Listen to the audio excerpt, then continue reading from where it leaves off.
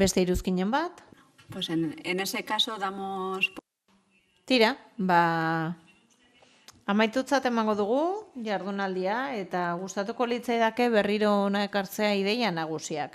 Azken batean, abia puntua bada ikustea zer arazo ditugun administrazioan eta balio estea zer irtenbide posible dauden, esan den bezala, adimen artifiziala ari gara, baina askotan irtenbidea beste bat izan daiteke.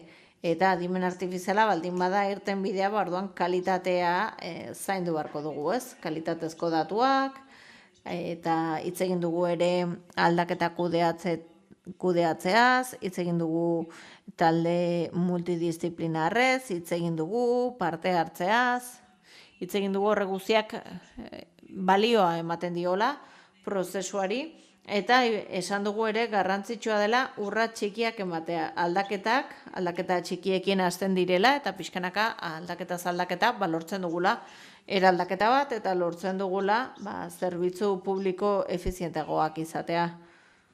Eta ebaluatzea, ez da? Askotan aldaketak egiten ditugulako, baina ez dugu ebaluatzen.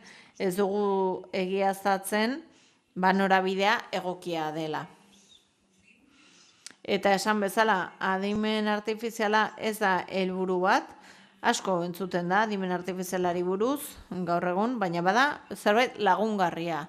Bada tresna bat, kasu honetan zerbitzu publikoak hobetzeko ere baliagarria izan daitekena. Espero dut, jardunaldia probetxugarria izango zela, interesekoa izango zela zuentzat, gogorarazten dizu grabatzen ari garela, eta bideoak gure webgunean ikusi ahal izango dituzuela. Zerbait galdua duzue edo, berriro ikusteko aukera izango duzue, aurkezpena partekatuko dizkizuegu ere, beraz hori esan da. Urren arte.